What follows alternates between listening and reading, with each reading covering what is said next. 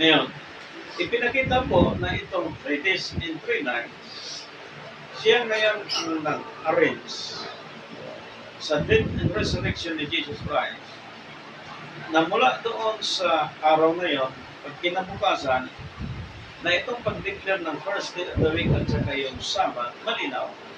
Walang mali sa dalawang pinakita, ngunit nagkaroon tayo ng pag-alinlangan ngayon sapagkat ang sabi ng Marcos chapter 2 verse 27 kanina, hindi ang tao para sa Sabat, kundi ginawa ang Sabat para sa tao or nang dahil sa tao. Yan. Tayo ngayong mga tao, bayan ng Diyos, makinig tayo sa sinasabi ng Espiritu Santo, papasukin natin ang kakaingang yon mula sa Sabat na ginawa ng Diyos. Si Kristo ang katuparan, tayo ngayon ang susunod sa Sabat ni Kristo, hindi Sabat ng Kudyo. So tayo po ay humihikayat lang sa ibang mga sabatista. Kung kayo ay swildado na dyan ng 25,000 naman, may sarili na kayo niyang allowance. Sa tingin ko, hindi na kayo basta-basta papalas dyan. Pero kung kayo yung mga believers in Christ na nagsabat ng Sabado, isipan niyo mabuti. Sapagkat ang nilinaw po ng Scripture bilang tuntunin ay hindi tayo pwedeng sumira sa tuntunin na mula sa Diyos at alang sa Panginoon sa law abiding sa decision tayo. Pero sa paglilingkod sa Diyos, exclusive po yan. Kaya siniparit yung 10 utos from 6 days and 4 days na yung competition na yun, makikita mo ang 10 commandment exactly siya. Balikan natin. 6 days, creation ng Diyos. 7th day, God was rest. So, yung 8th day, after 7th day, which is the kingship time of our Lord Jesus Christ, sapagkat pag kinabukasan lang, based on the scripture, dumaan siya ng 3 days. Ang 8th day nakadesign sa kingship time of Jesus Christ. Ang 9th day, to those believers in Christ sa time natin, kailangan magpahinga sila, hindi nga ng rest day ng Jews at ng Roman Catholic, kundi rest day na sinasabi ng propesya ni Propeta Daniel in chapter 9 verse 27, also Isaiah chapter 9 verse 6, yung day na binigay na Scripture, isang linggo at kalahati isang linggo. Kaya, kung naintindihan natin ngayon at naintindihan namin ngayon, hindi kami nagmalaki sa mga Katolik, hindi kami nagmalaki sa mga Hudyo, hindi kami mayabang, kundi nag-encourage kami sapagkat bawal sa Biblia na kung kayong puligong ligaw, sinugtong lang sa original na sana, kapag nagmayabang kayo, puputulog yun. Kami ay nag-iikayat, kami ay nag-encourage sa sino man na huwag kong matigasin ang ating puso kung narinig sinabi ng Scripture, sundin natin at hingin sa Panginoon na maisabuhay natin yung kapahingaan at tamang kapahingaan sa ating pagkakas. So, balikan natin, we have 2 kinds of Sabbath. Spiritual Sabbath and physical Sabbath. Kaya ang tanong, nagpahinga na ba tayo sa pagkakas? Yan ang ating tanong, mga kapatid ni Kristo. Sinabi natin ang pahinga, praise the Lord. Kung nagpahinga na tayo, ibig sabihin, susunod tayo sa mga tuntunin ng Diyos na itinagda, hindi lang sa panahon natin, kundi sa panahon natin. Ngayon, merong binanggit dito, isa sa mga tuntunin, kung kailan gawin. Exodus chapter 13 verse 10. Taon. 13. Galo. Isasagawa mo nga ang palatuntunan ito sa kapanahon ng nitong taon-taon. So, ang tinutukoy dyan, kabilang na yung Passover, Pentecost, Feast of Tabernacle, yung unleavened bread, taon-taon. So, ang yearly, ang napakahalagang celebration sa ilalim ng Perfect Ordinance of God. Ang weekly communion, wala ko sa Biblia yan. Ang every quarterly, wala ko sa Biblia yan. Kundi, taon-taon. Kapag niyaya ka ng communion, hindi niyo alam, kain lang kayo ng kain, huwag po yan, sapagkat meron pong sumpa yan kapag mali ang pagkain. Kasano po yan. Kaya kung meron nagyaya sa inyo, pupunta ka ng simbahan, at pagkila-kila ka dyan, mayroong susunod sa bibig mo, ay sweet, delikado po yan. May hatol po yan.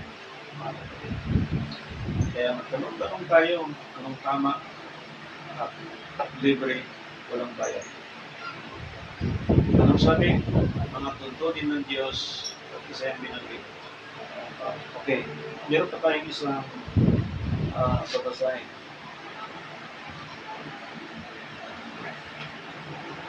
Punta natin yung Leviticus chapter 18 verse 5. 18:5. Tutuparin nga ninyo ang aking mga palatuntunan at ang aking mga kahatulan na ikabubuhay ng mga taong nagsisitupad ako ng Panginoon. Yung nagsusutupad Ako ang Panginoon. Anong sabi kanina? Magpasakop kayo sa palatuntunan ng tao. Okay. As a human being, as a law-abiding citizen, pasakop tayo. Amen. Amen. At magpasakop ka rin sa palatuntunan ng Diyos.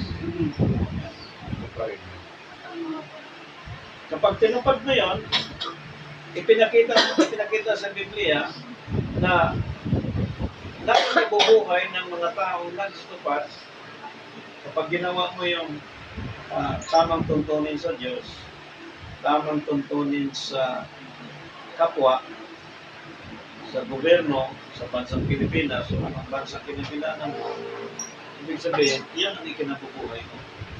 Walang sinabing magkakasakit ka, walang sinabing mamamatay ka, walang sinabing sumpain ka, hindi, ikabubuhay ka.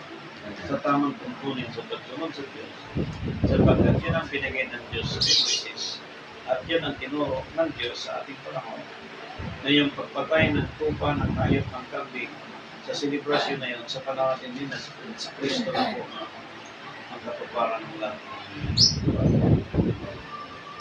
At mayroon pa sa Biblia natin pong babasahin. Leviticus chapter 23 verse 41. At inyong ipangingilin isang kapistahan sa Panginoon na 7 araw sa bawat taon. Amen. Siya'y palatuntunan magpakailanman sa buong panahon ng inyong lahi. Yan. Sa ika-7 buwan ay pagdidiwang ninyo ang kapistahang ito. Diba po, sa pagsusuri, sa pag-aaral, ang Zacarias chapter 8 verse 19, nilinaw doon na merong 4 doon na ayunos sa ika-4, ayunos sa ika-5, ayunos sa ika-7, ayunos sa ika-10. Ngayon, isa po yan sa tinitingnan natin dapat compute sa time natin, if we talk spiritual and literal. Ulitin natin na ang ayunos sa ika-4 ay nakadesign from January to April. So which is Gregorian calendar. Sapagkat ang declaration ng Gregorian calendar na tuntunin para sa mga tao sa daigdig nito ay siyang first month of the year. Problema yun.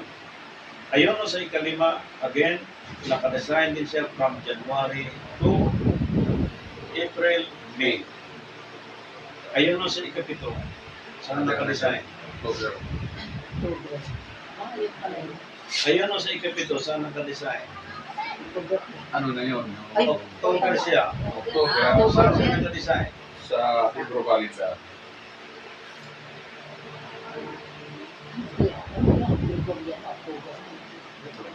Kanina, January to April. Ngayon, Kanina, January to May. Ngayon naman, sa Hebrew na. ibig sabihin, nag-start ka ng April to October, which is 7th month. Ang tanong, paano ma-improve na ang April ay first month na panimula hanggang sa 7th month? Sapagkat si Kristo ang unang taon niya ay Wow. Mapatak ng Anong April. taong April? first month Of the ni year. Jesus Christ as a human sa daigdig na ito after no pinanganak siya ni Mary.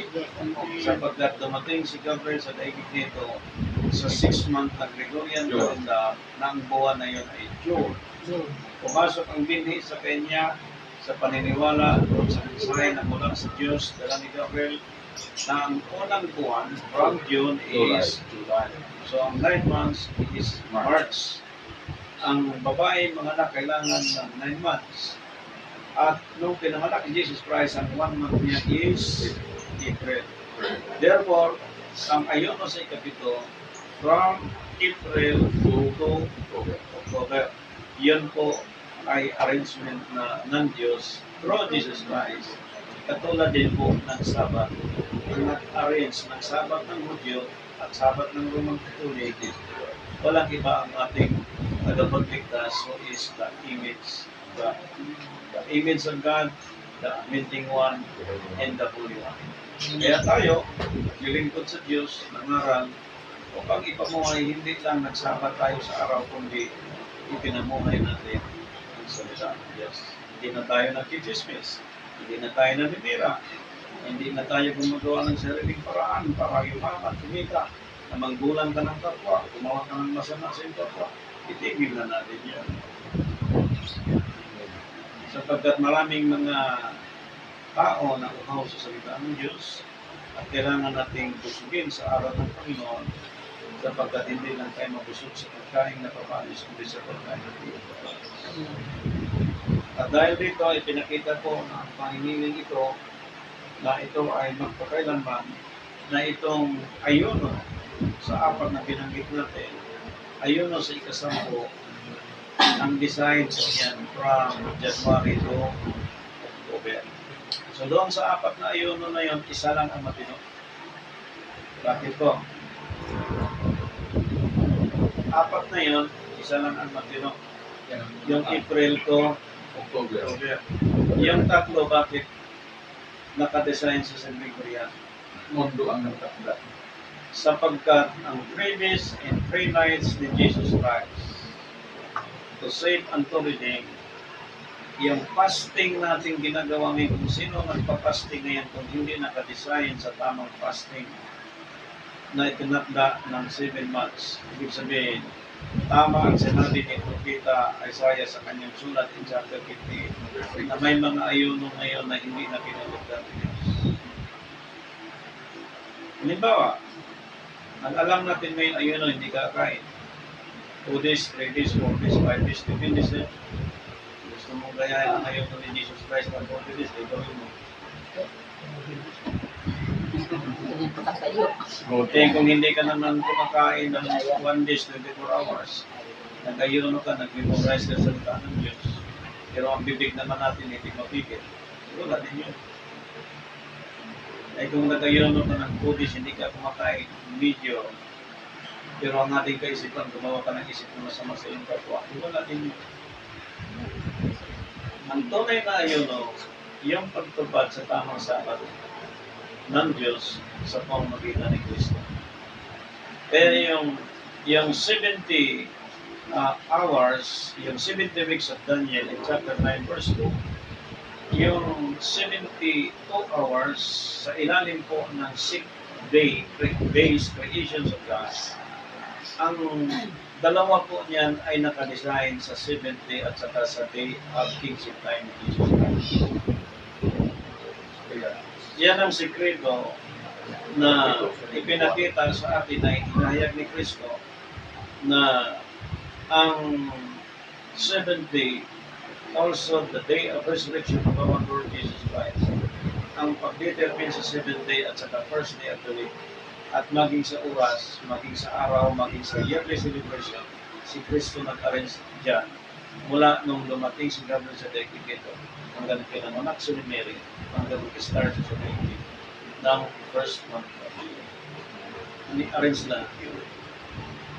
Kaya ito ang ating pinasalamatan sa Diyos at pinapapurihan sapagkat ipinakita ko lahat sa mga lingkod ng Panginoon ang kahalagahan sa pagsunod sa Kanya.